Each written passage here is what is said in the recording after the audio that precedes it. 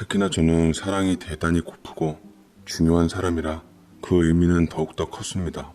저는 어렸을 적 가난한 집안에서 못 먹고 못 살며 자랐습니다.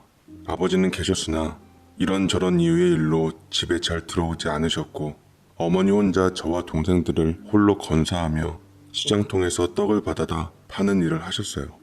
왜 예전 드라마 육남매에서 장미희가 떡 사세요라고 말하잖아요. 저희 어머니 역시 장미희처럼 고우신 모습으로 저를 시장통에 데리고 다니면서 제 동생을 업고 열심히 경제활동을 하셨습니다. 간판을 보고 한글을 뗐고 손님들 돈 주고 받는 것을 보고 수를 익혔습니다. 하나를 가르쳐주면 열을 안다며 칭찬을 해주시던 어머니와 주변 상인들 덕분에 저는 자연스럽게 배움에 대해 호기심이 일었고 어머니께서는 무릇 제가 큰 인물이 될 거라 생각하셨던지 그 뒤부터 어려운 환경에도 불구하고 중고 책방에서 책을 사주시기 시작했습니다. 저는 다른 형제들과 달리 배움에 대해 관심이 많아서 책을 읽게 되고 학습적 능력이 성장하며 공부를 하게 되었습니다. 그때는 개천에서 용나던 시절이라 열심히 공부하면 제가 지금 처한 어려운 환경이 바뀔 수도 있는 희망도 갖게 되었죠. 저는 초등학교 졸업 후 중학교, 고등학교를 가게 되었고 반면 동생들은 초등학교만 졸업 후 대다수 학교를 그만두었습니다. 집안의 희망은 저 하나뿐이었어요. 공부 열심히 해 큰 인물이 되어서 가족들을 살게 해야 한다는 책임감이 무거웠지만 막상 어머님께서는 제게 큰 부담을 주시지 않으셨습니다. 제 손에 책값과 문제집 값을 쥐어주며 고생으로 주름진 얼굴에 미소를 띄워주셨습니다. 너 하고 싶은 것 하면서 살아. 네가 부모복이 없어. 변변찮은 부모라. 남들처럼 많이 해주지는 못해도 너에게 언척하는 일은 없을 거다. 그러니 열심히 공부해서 세상에 나가 마음껏 너의 기량을 떨치도록 하거라. 라고 말씀을 해주셨는데 저는 그 말만으로 참으로 든든하고 감사했지만 가족들의 희생을 신경 쓰지 않을 수는 없었습니다. 그리고 제일 중요한 인생의 고3에서 대학 진학에 대해 고민을 하게 되었는데 딴에는 내가 대학이란 문턱을 가는 게 맞는 것인지 아니면 졸업 후 취업을 해서 가정에 도움이 되어야 하는지 속이 상했습니다. 어머니는 당연히 대학 진학할 거라 생각하셨고 저 역시 그랬지만 저보다 어린 동생들이 저 뒷바라지 하겠다며 학교 공부를 하는 둥 마는 둥 하며 생활 전선에 바득바득 일하는 것을 보고 이게 맞나 회의감이 들더라고요. 어찌해야 될지 고민하고 있을 때 담임 선생님께 진학 상담을 하던 차례가 왔는데 사실 선생님께 악감정은 없었지만 연세 드시고 고정관념과 편견이 워낙 고질적으로 박히신 분이라 어찌 상담을 드려야 할지 한숨부터 나왔습니다. 그러나 운이 좋았던 건지 하필 그날부터 담임이 건강이 급격히 안 좋아지셔서 몇 달간 쉬시기로 하시고 원래 담임 대신 다른 선생님께서 오시기로 하셨다는 소식을 듣게 됐습니다. 새로운 선생님이 앳된 외모로 처음 교실 안에 들어섰을 때 남고인 저희 반 아이들은 공부만 해서 지친 맘에 담비 같은 소식이었고 간만에 환해진 얼굴이었습니다. 새 선생님께서는 사범대학 졸업하시고 임용고시 준비 중이라고 하셨는데 잠시 기간제 교사로 오신 분이셨습니다. 진학 상담은 처음 뵌 선생님과 이루어졌고 또다시 내 이야기를 꺼낼 생각에 주춤거리고 있을 때 새로운 선생님께서는 곱디고 온 예쁜 미소를 지으며 절 편안하게 해주시려고 노력했습니다. 어차피 잠깐 왔다가 가실 분인데 구구절절 설명하는 게 의미가 있을까 했지만 어찌 보면 그 점 때문에 부담이 없으니 전에 선생님보다 더 많은 것을 털어놓을 수 있을 거란 생각이 들더라고요. 고민하다 조심스럽게 제가 처해진 상황에 대해 설명했고 어찌해야 할지 모른다고 하니 선생님께서는 저를 북돋아 주시며 응원해 주셨습니다. 굉장히 착한 학생이구나. 윤대엽이라고 있지? 모범적이고 착하고 부모님께서 많이 든든하시겠어. 부모님께서 날 믿어주시니까 어려운 환경에서도 네가 하고 싶은 일을 지원해 주신 거야. 나중에 후회하지 않게 선택 잘하고 뭘 선택하든 네 결정이라 옳은 거니 선생님은 어른으로서 적극 지지해 줄게. 되어봐. 라고 말씀해 주셨고 순간 얼굴이 확 달아오르며 심장이 두근거리기 시작하더라고요. 저는 그토록 존경하고 사랑하던 어머니의 모습을 선생님께 발견하며 처음으로 사람에 대해서 호감을 느끼게 되었습니다. 돌이켜보면 그게 이성의 감정이었던지 아니면 선생님의 인간적인 감정이었는지 모르지만 여하튼 긍정적이고 좋은 느낌이었습니다.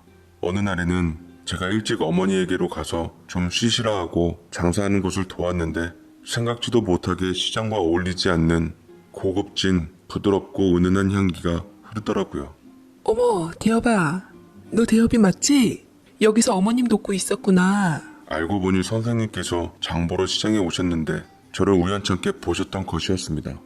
어머니와도 서로 인사를 드리게 되었죠. 대엽이 공부 잘하고 있냐며 혼자 여러 자식들 건사하고 먹고 사느라 신경 못 써서 죄송하다고 말씀드리니 개의치 않고 차근차근 제 학교 생활에 대해서 설명드렸습니다. 엄마는 저를 자랑스러워 하셨고 전 엄마를 안심시키게 해주신 선생님께 감사했죠. 선생님께서는 저희 엄마 일을 도와주시기까지 했는데 어머님께서도 흐뭇하게 보시며 제게 말씀하시길 우리 대엽이도 나중에 저런 착한 사람 부인으로 맞았으면 좋겠구나. 어쩜 사람이 저렇게 밝고 긍정적일 수 있는지. 저런 사람 데려가는 남자는 정말 복 터졌다. 좋은 분이야 정말. 라고 하셨습니다. 그때 저도 모르게 설레더라고요. 기분이 그렇게 좋을 수가 없었습니다. 이후부터 선생님의 향기가 제 코를 찔렀어요. 언뜻 맡았던 그 향기가 너무 아름답고 반할 정도로 좋아서 화장품 가게에 가봤더니만 그런 향기는 없더라고요.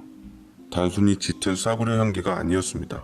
선생님 곁에 갈 때마다 저도 모르게 좋은 기분이 들었는데 향기뿐만 아니라 선생님은 아름다운 외모와 친절한 말씨로 항상 주변 사람들을 밝고 건강하게 만드는 것 같았습니다. 난생 처음 이런 감정을 지닌 때늦은 사춘기를 겪은 고3인 제게는 참으로 가슴 떨리는 일이었습니다. 이것이 첫사랑의 열병인가 싶더라고요. 저는 조금씩 선생님께 관심이 가며 만나는 사람은 있나, 내게 관심은 있을까, 어디 사실까, 어떤 분을 좋아할까 라는 생각에 머리는 정신이 없었습니다. 선생님께서 가실 날이 얼마 남지 않았는데 선생님이 떠나시면 볼 수 없는 게 벌써부터 겁이 났어요. 집안을 일으키기 위해 대학을 가고 공부를 하고 싶었는데 선생님에 대한 마음이 커질수록 선생님 곁에 멋진 남자로서 당당하게 폼나게 서고 싶다는 생각에 정말 잘 되고 싶었습니다. 특히나 그녀가 졸업했다던 대학을 가면 좀 더 가까워지지 않을까 그런 생각에 일부러 알아내서 그곳을 목표로 공부했습니다. 덕분에 성적은 고공행진을 했고 날로 오르는 성적 상승에 주변에선 다들 저더러 대단하다고 했습니다. 특히나 제 성적으로 절 높게 평가하는 선생님의 칭찬이 제일 좋았어요. 와, 대엽이 정말 멋지구나. 이렇게 단시간 내에 성적 올리기가 쉽지 않을 텐데. 공부 열심히 하는 걸 보니 진로는 정한 모양이네. 거기다 일지망을 내 모교로 썼구나. 그럼 대학 가기로 한 거지? 라고 말씀하셔서 저는 그날 성적이 올랐던 자신감 때문인지 저도 모르게 제 마음을 드러내고야 말았습니다. 선생님께서 저 대학 가길 원하시면 그렇게 할게요. 저 졸업하고 대학 들어가면 이제 어른이에요. 선생님께서 제가 대학만 들어간다면 학생이 아닌 남자로서 봐주실 수 있으세요? 라고 떨리는 목소리로 말씀드리니 선생님께서는 잠시 당황스러워했지만 이내 가볍게 웃으며 끄덕이셨습니다. 그래, 잘 선택했다. 선생님은 네가 훌륭한 사람으로 사회에 쓰임받을 줄 누구보다 잘 아니까 네가 아무쪼록 옳은 선택을 하고 잘 됐으면 좋겠구나. 라고 말씀하셨죠. 하지만 그리 말씀만 하실 뿐 제가 남자로서 선생님 곁에 서고 싶다는 희망에 대한 것에는 어떠한 답변도 내어주시질 않았습니다. 하지만 이렇게 된 이상 저는 일단 선생님의 마음에 들기 위해 열심히 공부해서 대학을 가려 했고 대학 시험이 얼마 남지 않았을 때 선생님께서는 학교와의 계약 만료로 더 이상 학교에서는 볼 수 없게 되었습니다. 그래도 선생님의 연락처를 알고 있었던 저는 훗날 대학에 합격해서 알리기로 하고 드디어 시험을 보게 되고 선생님의 모교에 입학할 수 있게 안정적인 점수를 따내며 그간 힘들게 공부했던 성과를 이뤘습니다. 제 놀라운 노력으로 인한 결과라서 가족들을 비롯한 주변 사람들은 기쁨에 잠겼습니다. 저 역시 너무나 좋더라고요. 원래 그간 성적으로는 합격한 대학은 엄두도 못 냈었는데 선생님에 대한 사랑의 힘으로 저는 머리와 노력으로 극복해 최고의 점수를 내어 목표한 선생님의 모교로 갈 수 있게 되었습니다. 그치만 머지않아 기쁨에 찬물을 끼얹는 일이 생겼습니다. 바로 선생님의 결혼 소식이었습니다. 친구들끼리 어른이 된 기념으로 한잔하기로 약속하고 만났는데 동창 녀석 하나가 선생님의 소식을 전해온 것이었습니다. 제가 알기론 그 동창도 선생님에게 마음이 있었던 녀석이라 선생님에 관한 정보가 확실하게 빠르더라고요. 야, 그 권미훈 선생님 있잖아. 결혼하셔서 지금 배가 만삭이라더라. 지금 만삭이면 우리 가르치실 때부터 아기 가지셨다는 소린데 이번에 결혼하신다는 걸 보면 뱃속에 혼수 갖고 식장에 들어가신 건가? 암튼 그 소식 때문에 맘 안 좋은 친구들도 많이 있겠더라고. 권미훈 선생님이 인기가 좀 많았냐? 나도 뭔가 좀 아쉽긴 하더라. 내가 선생님 곁에 못 설 바에는 차라리 만인의 연인으로 남길 바랬는데. 라고 말들이 오가는데 이게 대체 무슨 소리인가 싶으면서도 그간 선생님을 위해서 열심히 노력하고 선생님을 마음에 갖고 열렬하게 공부한 게 그 순간 다 무너져 내리는 것 같았습니다. 이제 대학생이 되어서 멋진 남자의 모습으로 설 수 있는 기회가 왔는데 그녀의 임자가 나타났다니 목구멍이 답답해져 오는 것이 느껴졌어요. 순간 술이 고프면서 마구잡이로 술이 들어가기 시작했습니다. 처음으로 술을 진탕 마신 후 몸조차 못 가누며 저는 펑펑 울음이 나왔고 친구들은 영문도 모르며 곧 다른 이야기로 전화를 해나갔습니다만 저는 내내 선생님 생각에 속이 타들어갈 지경이었죠. 술에 정신 못 차린 저는 가슴 저린 마음에 당시 공중전화로 선생님 집에 연락을 드렸던 것 같습니다. 원래 이렇게 연락을 드리려고 했던 것은 아닌데 당당한 모습으로 멋지게 서려고 어떻게 그녀 앞에 나타나야 되나 하고 멋진 등장만을 고민하던 제게 이런 바보 같은 모습으로 술에 쩔은 모습으로 연락을 할 줄은 저 스스로도 몰랐습니다. 선생님이 받길 바랬지만 혹여나 다른 사람이 받으면 어쩌나 술 취한 와중에서도 생각했건만 아니나 다를까 누가 있었던 건지 전화는 굵직한 남자 목소리가 흘러나왔습니다. 하필 남자 목소리라니 순간 심장이 덜컹 떨어지며 혹시나가 역시나구나. 선생님 곁에 다른 남자가 있다는 것을 확인사살하는 것 같아서 저의 영혼은 이미 절벽으로 떨어진 상태였죠. 그래도 혹시나 물었습니다. 거기 권미연 선생님 댁 맞나요? 네. 그런데요. 누구시죠? 저는 누구세요라는 말에 저도 모르게 목소리가 떨리며 제자라고 말씀드렸고 그러면서 전화 받으시는 분은 누구냐고 물었더니만 잠시 있다가 상대방이 저에 대해서 생각한 건지 말하더라고요. 나는 권미훈 씨 남편 될 사람인데 제자가 왜 이런 늦은 시간에 술이 떡이 된 상태로 전화를 했나 그래? 당신 진짜 우리 미훈이 제자 맞아? 라고 말을 하는데 저는 저도 모르게 전화를 끊어버리고 말았습니다. 왠지 비참하고 기분이 미칠 것만 같더라고요. 저는 못나게도 길거리에서 펑펑 울며 시련의 아픔을 달래며 친구의 도움을 받아 어찌어찌 집으로 돌아오게 되었습니다. 그 이후 저는 모든 걸 잊고 살아가기로 했습니다. 어찌 보면 제 상황에서 누군가를 마음에 갖고 있는 것은 사치일지도 모른다는 생각이 들었죠. 대학생이 된 저는 저를 위해 희생해온 어머니와 동생들을 위해서라도 정신 차리고 열심히 살기로 했습니다. 이름 있는 대학교를 들어가니 과외자리가 곧잘 들어왔고 입소문이 나면서 제법 학비를 마련할 돈을 만지게 되었습니다. 군대 영장이 나와 갈 때까지 저는 학교 휴학 후 일을 악물고 과외 아르바이트를 하며 돈을 벌었고 어머니께 어느 정도 나름 목돈을 안겨드렸습니다. 어머니가 아직도 뜨거운 눈물을 흘리시며 제게 고마워하시던 모습이 생각이 납니다. 군대 생활은 눈 깜짝할 새에 지나갔고 저는 전역할 때가 되었죠. 그런데 전역한 날 집으로 돌아갔는데 저를 반갑게 맞아주실 어머니와 동생들 대신 쎄함이 가득한 느낌을 받게 되었습니다. 곧 현실과 마주하게 되었죠. 엄마는 멍하니 억장이 무너진 상태로 있었고 집안꼴은 엉망이 되어 있었습니다. 동생들은 집안꼴이 이런 상황에서 저를 보자마자 화풀이를 하기 시작하더라고요. 못 모르는 제게 쏘아붙이기 시작했습니다. 오빠, 무슨 일이 있었는 줄 알아? 이제까지 연락 안 된 아버지가 뜬금없이 나타나서 엄마에게 이혼해달라고 어찌나 쏘아붙이던지 아주 난리가 난 상황이었어. 저는 갑자기 숙취가 확 깨는 기분이 들더라고요. 처음에 제가 말씀드렸듯이 아버지께서는 이런저런 일로 집에 못 들어오셨는데 정확히는 어렸을 때 갑자기 집 나가 안 들어오고 연락이 안 되는 상황이었거든요.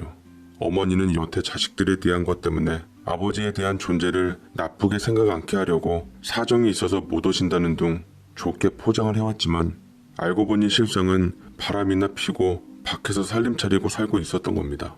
예전부터 어머니께 이혼을 종용했다 했었는데 끝까지 엄마는 저희 생각하면서 이혼 안 해주고 하루하루 버티면서 언젠가 아버지가 다시 가정으로 돌아올 것을 기대하고 있었다고 했습니다만 아버지는 집 밖에 여자들이 너무 많고 좋았던지 집에 돌아올 생각이 없었던 것 같았더랬죠. 그런데 또 몇 년 만에 나타나서 엄마에게 이혼 요구를 하며 달려들었다고 하는데 가슴이 꽉 막히더라고요. 저와 동생들은 물론 어렸을 땐 아버지가 돈 벌러 밖에 나간 줄만 알았지만 커서는 내심 어느 정도 형제끼리 말하며 눈치는 있었던 상황이긴 했습니다.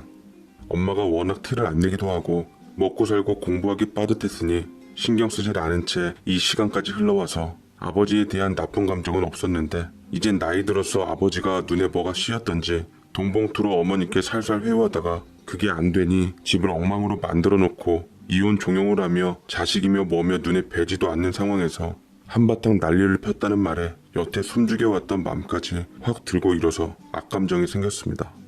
아버지의 얼굴이 기억이 잘 나지도 않는 어린 동생들은 쌍심지를 키며 이를 바드득 갈았습니다. 제 바로 밑 남동생이 괜시리 제게 트집을 잡으며 어린 혈기에 확 불을 붙이며 이를 악물더라고요. 아버지가 형은 찾더라. 명문대 들어갔다는 소식도 알고 있고 우리들은 엄마 닮아서 변변찮은 떨거지 자식들이고 잘난 형하고 비교질을 하시더라고. 글쎄 어떻게 아버지가 우리들한테 그럴 수가 있어? 하늘도 무심하시지. 우리 엄마는 이렇게 힘들게 떡 받아다 팔면서 하루하루 힘들게 살아가고 있는데 그 아버지란 양반은 성공했는지 아주 온몸에 명품에다가 금붙이를 잔뜩 붙이고 있었거든. 돈봉투도 막 두툼한 거 툭툭 던져대는데 엄청 성공한 것 같더라. 뭐가 이렇게 불공평해? 성실하게 산 엄마는 우리 데리고 이렇게 힘들게 하루 벌어먹고 살았는데 엄마 버리고 대못 박은 아버지는 그렇게 성공했잖아. 뭐 이런 멍멍이 같은 일이 다 있냐고 라고 하는데 소식을 들은 저 역시 정말 화가 났습니다. 동생들과 어머니 심정이 어떨지 충분히 이해가 갔습니다. 자식들 내팽겨친 책임감 없는 부친이면서 자식들 보는 앞에서 엄마에게 이혼을 요구하다니요. 엄마도 아버지가 이렇게까지 나올 줄은 몰랐던지 충격으로 멍하니 있었고 어찌할 바를 모르는 것 같았습니다. 전역한 제게 돌아오자마자 이런 꼴을 보여서 미안하다며 정작 상황에 관해선 묵비권을 행사하려는 엄마를 몇 날 며칠을 지지고 볶고 설득해서 겨우 아버지 전화번호를 알아냈고 저는 아버지에게 분풀이라도 할 요량으로 찾아갔습니다. 명함을 보니 어디 회사를 차렸는지 직함이 대표로 되어 있더라고요. 아주 큰 회사는 아니었지만 나름 조금 규모는 있어 보였고 사장님을 찾았더니 관계가 어떻게 되냐고 경계 어린 말에 당당히 아들이라고 하며 찾아갔는데 그런데 저는 사장실 앞에서 청천벽력 같은 경험을 하게 되었습니다. 비서가 사장실 문을 열어주며 저를 들여보냈는데 그곳에서 다름 아닌 기억도 가물가물한 아버지와 어느 여자가 있더라고요. 아버지는 그간 없는 동안 돈을 많이 벌었던지 배가 불러 있었고 얼굴도 맨질맨질 기름기가 잘잘 흐른 상태였습니다. 그리고 곁에 어느 젊은 여자가 함께 있었는데 저는 그 여자를 보고 동공을 확대하고 말았습니다. 등골이 쎄함이 온몸에 퍼지더라고요. 네, 다름 아닌 그 여자는 제가 이제껏 마음에 담아두었던 권미연 선생님이었어요. 머릿속이 혼란스럽기 시작했습니다. 선생님께서는 막상 저를 보자 불안한 듯 보였지만 애써 진정하는 듯 해보였습니다.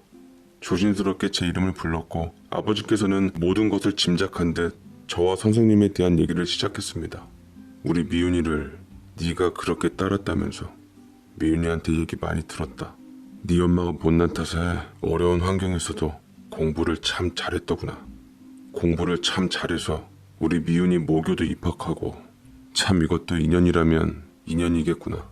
곧 네 새엄마 될 사람이랑 선생하고 제자 사이로 만나고 이제는 선후배 사이가 되었으니 이것만큼 좋은 인연이 어딨겠냐 라며 말을 했는데 이 목소리 기억나는 것 같았습니다. 바로 예전에 선생님께 전화 한번 드렸을 때 남편인 줄 알았던 굵은 목소리였죠. 그 목소리가 바로 제 아버지일 줄은 누가 짐작이나 했겠습니까? 시겁하게 되면서 머리에는 모든 것이 이해되고 있으면서도 무너지게 되었습니다.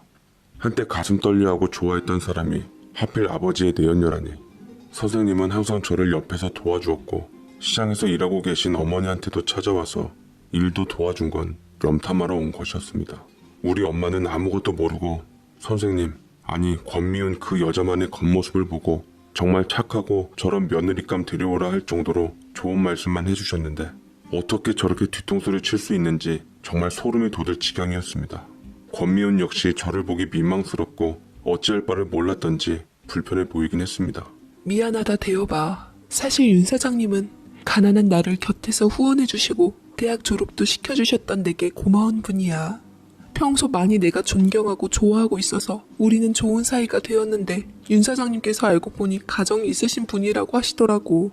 별거 하시고 곧 이혼을 앞두셨다고 해서 사귀고 있는 와중에 너를 학교에서 처음 만나게 된 거고 날 잘 따르는 너에게 용기를 주고 싶어서 노력했는데 결국은 이렇게 만날 수밖에 없게 되어서 나도 안타깝게 생각해. 라고 말을 장황하게 늘어놓게 되었는데 제 그 배신감에 뒤통수 맞은 느낌은 이루 말할 수 없이 속상하고 뭐라 말로 표현할 수 없었습니다. 거기다 그녀는 애가 둘씩이나 있었는데 5살 정도 되어 보이는 연년생 아이들이었습니다. 아버지에게 단단히 따지러 왔지만 너무 충격적인 모습의 그녀와 아버지의 사이를 알아버렸던 저는 그 충격에서 헤어나오기가 쉽지 않았습니다. 그러자 아버지가 저를 소파에 끌어당기더니 제 손을 두 손으로 단단히 잡아주시며 입을 열었습니다. 그러지 말고 너 노선 잘 타서 이 기회에 아버지에게로 들어오거라. 어차피 네 엄마나 동생들은 옆에 있어봤자 너에게 부담이나 되지 이럴 거 있겠냐. 아버지가 나름 성공했으니 믿음직한 장남으로서 아버지 회사도 물려받고 곁에서 좀 지켜줘라. 훗날 내가 가도 먼저 갈 텐데 나중에 네 새엄마랑 동생도 좀 봐주면 좀 좋냐. 돈 걱정 없이 살게 해줄 테니까 아버지한테 와라. 그게 여러모로 좋은 선택일 거다. 라고 말을 보탰고 저는 너무나 허탈하고 기가 막힌 상태라 비웃음을 지으며 저한테 그런 말씀 하시지 말라고 2번 다시 아버지 볼 이유도 없고 구실도 없고 볼 생각도 없을 거라며 다신 어머니께 이혼 이야기 하시지 말라고 악에 받쳐 질러버린 채 나가버리려는데 제 다리를 잡고 안놔주는 이는 권미윤이었습니다. 태여봐, 제발 어머니 좀 설득해줘. 우리 애들 좀 있으면 초등학교 들어갈 텐데 학교 들어가기 전에 너희 엄마가 이혼해줘야지 네 동생들이 살 수 있어. 어차피 나 아니더라도 네 아버지, 너희 어머니랑은 끝난 인연이야. 같이 안 산 세월이 몇십 년인데 탈날 대로 탈난 부부가 이혼 안 하는 것 자신에게도 상대방에게도 못할 짓이라고. 제발 네가 설득 좀 시켜줘. 원한다면 내가 너희 아버지만큼 더 괜찮고 근사한 사람으로 재혼 자리로 소개시켜 드릴 테니까 제발 어머니 좀 설득시켜줘. 라고 울고불고 난리를 치는데 사이에서 태어난 아이들은 겁났던지 아버지 곁에서 덩달아 눈물을 뺐습니다. 저는 억지로 여자를 잡아당겨 저한테서 떼내다가 실수로 얼굴을 쳐서 떨어져 밀치게 되었고 이를 본 아버지는 제가 일부러 그 여자를 쳤는 줄 알았던지 갑자기 노발대발을 하며 저를 밀치고는 권미윤이를 보호했습니다. 저를 살살 달래 구슬을 뗀 언제고 또 엄마 욕을 바가지로 하면서 자식 교육 참 잘 시켰냐느니 네 엄마 인생 그대로 물려받아 저도 인생 후줄근하게 산다느니 아버지는 막말을 하시면서 저를 고통 속으로 밀어 넣었습니다. 뒤도 안 돌아보고 회사를 빠져나갔고 저도 모르게 눈물이 나며 손발이 떨려와 더 굳게 무너지지 말고 얕잡히지 말고 살아야겠다 싶었습니다. 저는 전역하자마자 다시 일을 하게 되었으며 학교 복학은 조금 나중으로 미루고자 했습니다. 학업이 문제가 아니라 열심히 어떻게든 돈을 벌어서 어머니께 힘이 되어주고 싶었어요. 제 많은 아버지가 저리 떳떳하고 당당할 수 있었던 건 돈 때문이라는 생각이 들었으니까요. 그 이후에도 아버지와 권미우는 계속 저희 옆을 얼쩡거리며 애들 초등학교 문제로 이혼을 종용했지만 어머니는 한결같이 눈 한번 깜빡 안 하며 꿋꿋하게 서류상 이혼을 지켰습니다.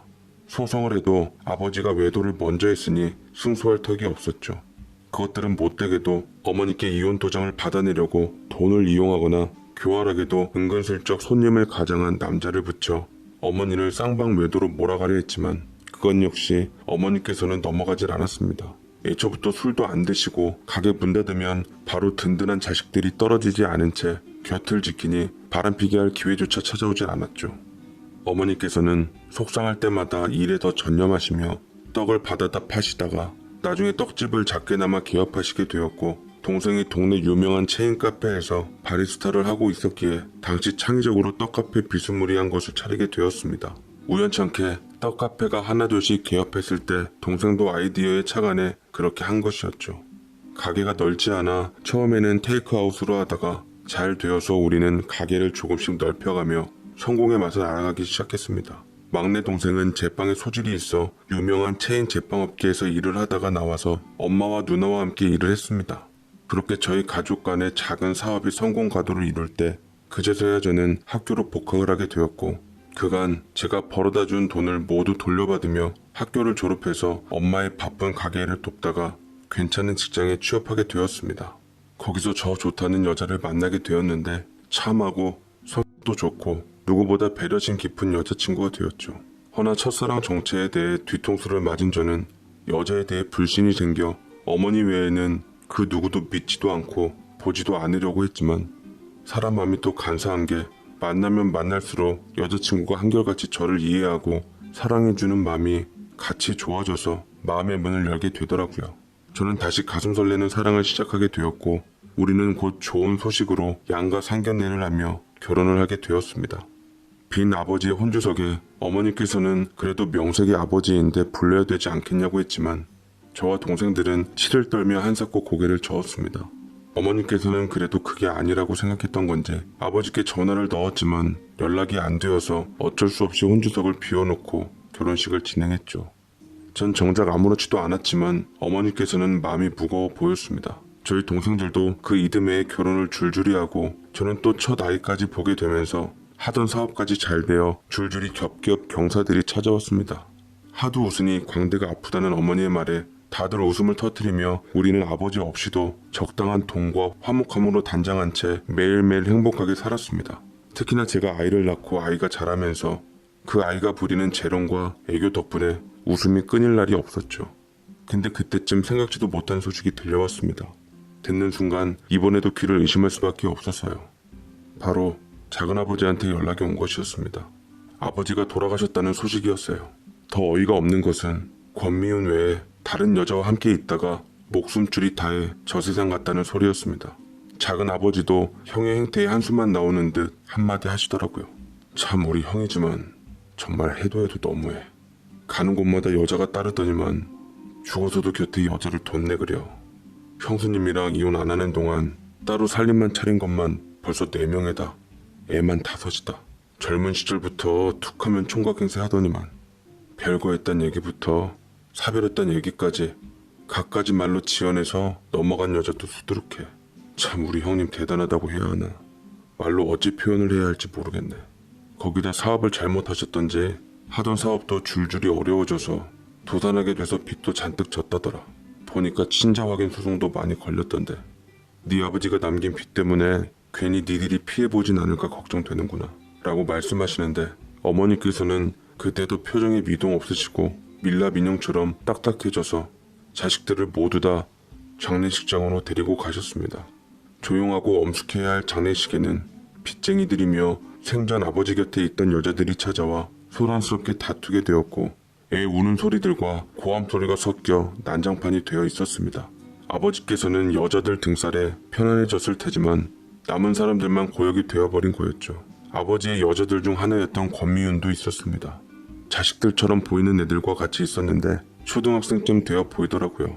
그 여자도 아버지와 어머니 이혼을 부추기며 자신의 친자를 세우려고 했지만 이리저리 아버지의 난잡한 사생활로 인해 충격을 많이 받은 것 같았습니다. 정작 드러난 사실로 보니 할 말을 잃어 보였어요. 어머니와의 이혼이 문제가 아니었음을 진정 온몸으로 깨달았겠죠. 권미윤은 어머니께 다가와 알아보며 초췌한 낯짝으로 꼬박 인사를 했습니다. 울컥 감정이 솟았던지 눈물까지 글썽이는 거 간신히 참아내더라고요. 죄송해요 사모님. 처음 인연 대업이로 인해 찾아뵈었을 때 그 인연 그대로 갖는 게 맞았는데 이미 사장님과 엮인 상태였던지라 실망을 드리게 되었네요. 면목 없습니다. 사모님께도 대업이에게도요. 제 아이들만 생각했지 제 아이들을 위해서 사모님과 대업이가 받을 상처를 눈 감으려고 했어요. 그 대가로 벌 받았는지 저 애 아빠가 제 명의로 돈 쓰고 카드 써서 저 지금 신용불량자 돼서 애들 교육시키기도 취직하기도 쉽지가 않네요. 그냥 이런 제 벌 받는 모습 보고 제가 드린 상처 아무시라고 그래서 말씀드리는 거예요. 정말 다시 한번 죄송합니다. 라며 허탈하게 장례식을 지켰습니다. 저는 그 여자에게 어떤 말도 하지 않았지만 정작 힘든 모습 보면 통쾌할 줄 알았건만 오히려 마음이 헛헛하니 좀 그렇더라고요. 어머니와 얘기를 더해서 나중에 들어보니 권미용 그녀는 원래 부모님을 모두 잃고 조부모님과 함께 살다가 할아버지가 아버지 회사 건물 관리인으로 취직되면서 알게 되었다고 합니다. 그러다 오다 가다 해서 권미윤이 아버지 눈에 띄었던지 좋은 관계가 되었고 처음에는 사별로 얘기했다가 임신한 후 별거로 알게 되면서 아버지와 이혼시키려고 저와 어머니께 접근했다가 어머니가 너무 품성이 좋으신 걸 알고 진심으로 이건 아니다라고 생각하고 미안했다고 합니다.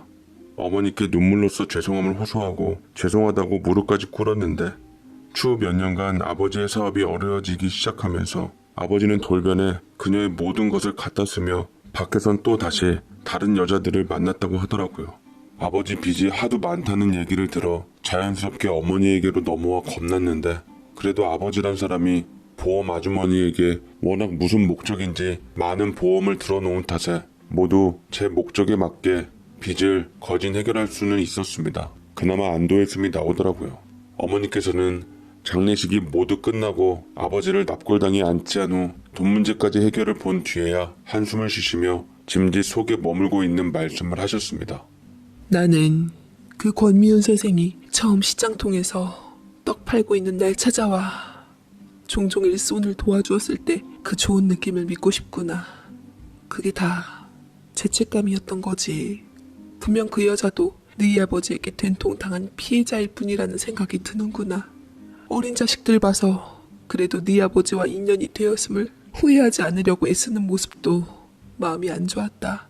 태엽이 너보다 고작 6, 7살 많은 여자이고 내가 이른 나이에 시집 갔으면 그만한 딸이 있을지도 모르는데 조부모님 돌아가시고 비빌 가족들도 없다고 하니 어린애들 둘 키워내야 할 그 맘이 또 오죽 쓰리겠니. 같은 여자로서 참 안타깝구나. 라고 말씀을 하자 저도 씁쓸하더라고요. 물론 고등학교 때 철없던 시절 첫사랑이었지만 그 덕에 공부를 목표 삼아 열심히 했고 좋은 추억들도 많이 있었으니 이제는 크게 뭐라 할 감정이 남아있진 않았습니다. 다만 어머니처럼 그녀에 대해서 동정심이 들었죠. 그렇다고 해줄 것은 아무것도 없었던지라 어디선가 아무튼 잘 살기만 바랬는데 어머니의 노선은 감히 상상도 할 수 없을 정도의 어마어마했습니다. 더 놀라웠던 것은 어느 날 어머니의 가게에서 일하는 권미윤을 발견했던 것이었죠. 동생들은 여전히 못마땅한 상태로 그 여자를 노려보고 있었는데 그 여자는 생글생글 웃으며 손님들도 잘 맞이하고 열심히 최선을 다해서 떡을 팔고 있더라고요. 제가 동생들에게 어찌 된 것인지 묻자 어머니가 일방적으로 내린 결정이고 속도 배알도 없는지 어떻게 아버지의 내연녀를 가게에서 일시켜줄 생각을 했는지 모르겠다며 이해 안 간다는 볼멘 소리를 뱉었습니다. 저도 도저히 이해가 안 갈 상황이었죠. 물론 어머니께서 평범한 여자와는 다르게 대장부이시고 보통 평범한 사람과는 그릇이 다르다는 것을 알고 있었지만 아버지의 오갈 데 없는 내연녀와 애들까지 함께 거둬줄 줄은 상상도 하지 못했습니다. 선생이란 사람한테 한 번 뒤통수를 맞았으면 됐지 2번이나 맞을 작정인지 아무리 권미훈 선생에 관한 것이지만 저도 말리고 싶더라고요. 하지만 어머니께서는 이 또한 어머니의 업보라고 여기며 가게가 제법 많이 매출이 오르고 있어서 현 임대 건물에서 계약 기간 끝나면 확장도 할 테고 곧 사람도 써야 할 텐데 기왕이면 도움될 사람 쓰면 좋지 않겠냐고 저와 동생들을 잘 달랬습니다. 권미훈도 사실 어머니의 제안에 어리둥절하며 미안한 마음에 다른 일자리를 알아보려 했다 했지만 어머니의 너그러운 마음씨에 감사한 마음으로 일하게 되었다고 하더라고요. 오갈 데 없는 그녀를 불쌍히 여겨 지난 감정들을 다 정리한 채 어머니는 그녀를 용서하시고 받아들였고 애들과 데리고 살라고 작은 방도 하나 얻어줬습니다. 양육비까지는 책임 못 지겠지만 방 하나는 얻어줄 능력 있다며 아직 젊은 나이에 애들 생각해서 나쁜 맘 먹지 말고 용기 있게 잘 살라는 뜻이었죠. 권미우는 정말로 저희 가게에서 최선을 다해서 일했고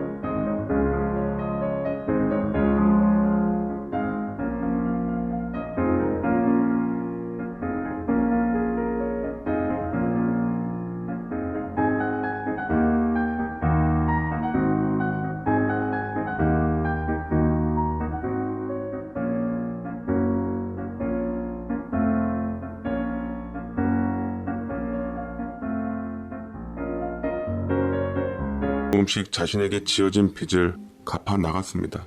어머니는 권미훈을 어딜 가서도 제 의자매로 소개하시며 친동생보다 더 친동생 같다고 소개한 뒤 아이들과 좀 편히 살 수 있도록 좋은 중매 자리를 알아봐 주시기도 했습니다.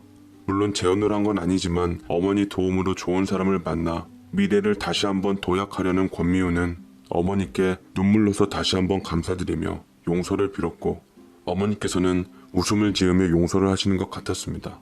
하며 어머니는 권미훈을 받아들이신 그 이유에 대해 훗날 덤덤하게 말씀하시더라고요.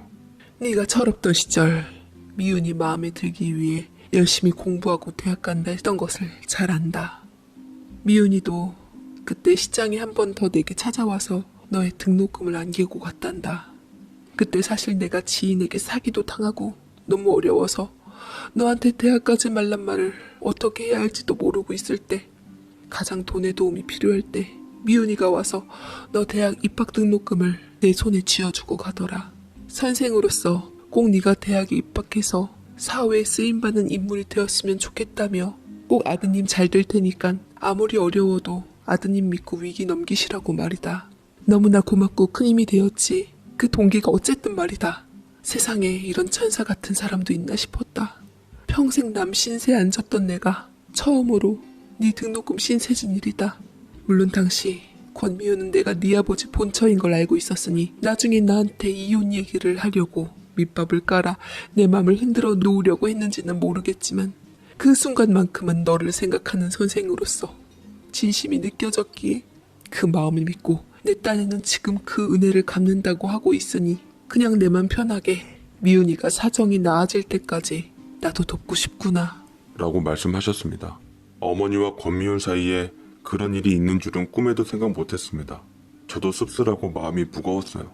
저는 권미훈을 찾아가 잠시 이야기를 나눴고 왜 그때 내 등록금을 어머니께 주고 갔냐고, 정말 나중에 이혼을 위한 밑밥인 거 아니었냐고 묻자 권미훈은 미소를 지으며 말했습니다. 그냥 네가 잘 되었으면 했어. 널 보면 꼭 내 어린 시절에 나를 보는 것 같아서. 맞아. 처음에 널 그 사람의 아들로 알고 있어서 학교에 일부러 기간제 교사에 지원해 다가간 거였고, 너희 어머니도 본처라 이혼시킬 목적으로 다가갔던 건 사실이야. 그치만 너를 선생으로서 가르쳐보니 네가 더 잘 됐으면 좋을 것 같고 제자로서 아껴지는 마음이 들더라. 믿어줄진 모르겠지만 나도 그땐 날 잘 따르는 네가 귀여웠고 정말 진심으로 네가 잘 됐으면 하는 바람으로 너희 어머니께 등록금을 내놨던 건데, 그걸 또 어머니께서 기억해 주시고 좋게 봐서 내게 이토록 친절을 베풀어 주실 줄은 꿈에도 생각 못했어. 아무튼 너희 가족에게 못할 짓만 한 내가 참 복에 과한 신세를 많이 지는데 어찌 이 은혜를 갚아야 할지 모르겠다 정말. 그래서 더더욱 내 자신을 용서 못할 것 같아. 미워서. 라고 얘기하며 눈시울이 붉어지는데 저 역시 어머니처럼 권미훈 선생님께 애들 키우면서 잘 사셨으면 좋겠다고, 이젠 아버지처럼 나쁜 남자 만나지 말고 보다 선생님을 아껴주고 소중하게 지켜줄 수 있는 또래의 좋은 남자 만났으면 좋겠다고 말씀드린 후 돌아섰습니다. 그 후로도 어머니와 권미훈 선생님은 잘 지내고 있고, 지금은 비록 권미훈 선생님이 지방으로 이사 가셔서 잘 보진 못하지만 가끔 안부 전화가 온다고 합니다. 사람의 인연이 참으로 기가 막히고 코가 막힐 때도 많습니다. 제 첫사랑인 줄 알았더니 아버지의 내연녀. 나중엔 어머니의 친구가 된 권미훈 선생님에 대한 사연을 이렇게 보내봅니다. 제 사연 읽어주셔서